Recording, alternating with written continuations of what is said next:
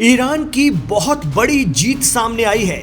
Iran ने फिर अपनी शर्तों पर अमेरिका को झुका दिया है। इतना ही नहीं, अब ईरान और अमेरिका ही आमने सामने बात करेंगे। यहां खलीफा बनने का ख्वाब देख रहे तुर्की के प्रेसिडेंट रजब तैयब एर्दोगान और उनकी रणनीति को भी बड़ा झटका लगा है। जी हां, ईरान अमेरिका के साथ बातचीत को अपनी शर्तों पर ले आया है। ऐन मौके पर ईरान ने अमेरिकी प्लान को भी पलट कर रख दिया। दरअसल अमेरिका चाहता था कि बातचीत तुर्की में हो, सारे अरब देश भी बातचीत का हिस्सा बने, और तो और ईरान अपना एनरिच या संवर्धित यूरेनियम तुर्की को सौंपने पर राजी हो जाए। अमेरिका के इस प्लान को ईरान भांप गया। हालात ये बने कि खबर आने लगी कि बातचीत नहीं होगी। ईरान किसी और की मौजूदगी में न्यूक्लियर प्रोग्राम को लेकर बातचीत बर्दाश्त नहीं करेगा। लेकिन गुरुवार को ईरान के foreign minister Syed Abbas Araghchi ने सोशल मीडिया प्लेटफॉर्म पर इस बात की पुष्टि कर दी है कि ईरान और अमेरिका बात करेंगे, लेकिन तुर्की के अंकारा की जगह ये बात अब ओमान के मस्कट में होगी। इतना ही नहीं, अरब देशों को इसमें नहीं बुलाया गया है। एक्सपर्ट कहते हैं कि ईरान को शुरू से अरब देशों पर यकीन नहीं है। ईरान मामलों के जानकार और असर टाइम्स के हेड शौकत भारती कहते हैं कि गद्दारी अगर कहीं से होगी तो वो अरब देशों से ही। रही बात तुर्की की, तो दुनिया जानती है कि तुर्की किस खेमे में है और उसकी मंशा क्या है। प्रेसिडेंट रजब तैयब एर्दोगान मुस्लिम मुल्कों का खलीफा बनने का सपना पाले हुए हैं और इसमें अमेरिका उनका साथ देते दिखता है। ईरान को एक और बढ़त मिली है, या यूं कहें कि जीत मिली है, कि ईरान से बातचीत के लिए अमेरिका ने पहले 4 शर्तें जो रखी थी, उनमें परमाणु हथियार न बनाना, लंबी दूरी की मिसाइलों का निर्माण करने पर रोक, संवर्धित यूरेनियम को शिफ्ट करना और प्रदर्शनकारियों पर कार्रवाई न करना जैसी बातें शामिल थीं। लेकिन अब बातचीत सिर्फ परमाणु हथियारों को लेकर ही होगी।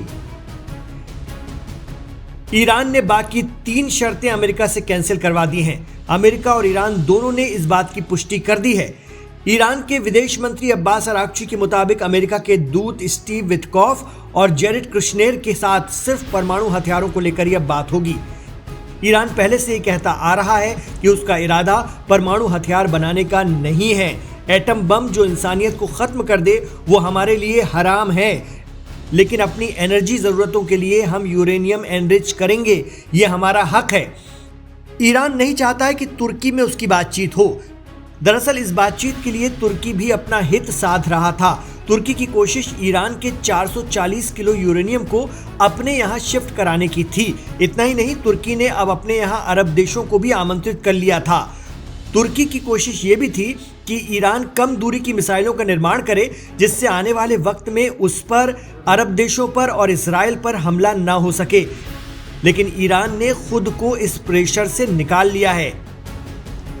खबर तो यह भी है कि ट्रंप एडमिनिस्ट्रेशन चाहता है कि बस एक बार इमाम आयतुल्लाह अली खामनेई और प्रेसिडेंट ट्रंप बात कर लें तो सारे मसले तुरंत हल हो जाएंगे। अमेरिका के वाइस प्रेसिडेंट जेडी वेंस ने एक इंटरव्यू में खुद ये बात कही है। साथ ही उन्होंने ये भी बता दिया कि खामनेई इसके लिए तैयार नहीं है।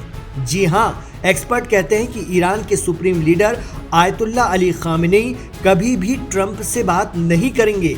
वो प्रेसिडेंट ट्रंप के पिछले टर्म में जापान के पीएम के सामने कह चुके हैं कि वो प्रेसिडेंट ट्रंप को बात करने लायक नहीं समझते। खामनेई ने हाल ही में सख्त पैगाम भी दिया है कि अमेरिका ईरान को निगल जाना चाहता है, जो इस्लामिक रेवोल्यूशन के रहते कभी मुमकिन नहीं है। ईरान और अमेरिका के बीच ओमान में प्रस्तावित शांति वार्ता की हलचल के बीच जेल में बंद सुधारवादी नेता मीर हुसैन मोसावी का खुला विद्रोही स्वर तेहरान से वॉशिंगटन तक सियासी हलकों में हलचल मचा रहा है। मोसावी द्वारा जारी किया गया पत्र, जिसमें उन्होंने साफ कहा है कि खेल खत्म हो गया और अब ईरान में जनता का शासन आएगा। सिर्फ ये एक बयान नहीं है, बल्कि मौजूदा ईरानी सत्ता ढांचे के लिए सीधी सीधी चुनौती माना जा रहा है।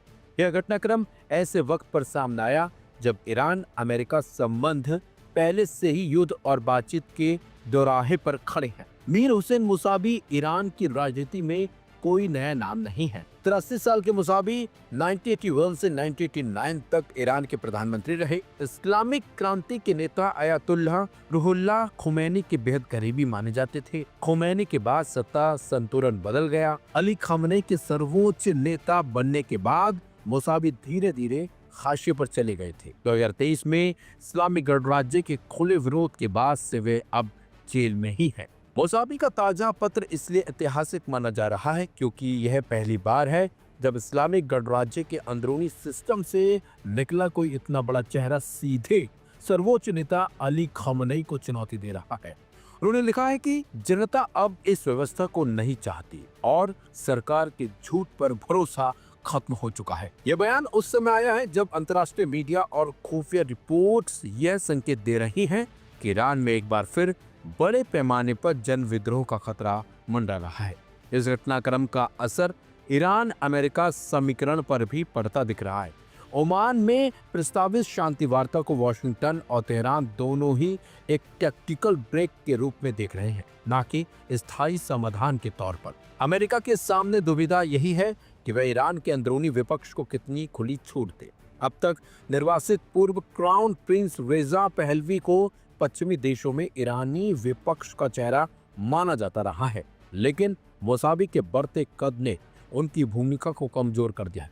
जनवरी 2026 में जब ईरान में विरोध प्रदर्शन चरम पर थे, तब रेजा पहलवी ने अमेरिकी राष्ट्रपति डोनाल्ड ट्रंप से मिलने की कोशिश की थी, लेकिन उन्हें समय नहीं दिया गया। इससे संकेत मिला कि अमेरिका ईरान के खिलाफ किसी एक विपक्षी चेहरे को आगे कर सीधी लड़ाई नहीं लड़ना चाहता है। मुसावी का जेल से सामने आना इस अमेरिकी रणनीति को और जटिल बना देता है, क्योंकि वह ना तो निर्वासित है और न ही पूरी तरह बाहरी ताकतों पर निर्भर। कुल मिलाकर मुसावी का पत्र सिर्फ ईरान की घरेलू राजनीति में भूचाल नहीं, बल्कि यह ईरान अमेरिका टकराव के संदर्भ में भी एक नया मोड़ है। अगर ईरान के अंदर असंतोष सड़कों पर उतरता है तो शांति वार्ता की कोशिशें कमजोर पड़ सकती हैं और दोनों ही देशों के बीच टकराव की आशंका और गहरा सकती है।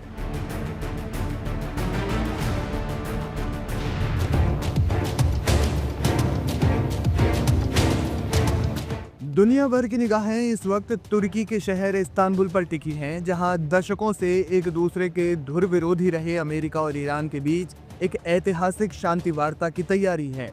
इस वार्ता की सबसे बड़ी खबर ये है कि अमेरिका ने पाकिस्तान को इस बातचीत में विशेष तौर पर आमंत्रित किया है।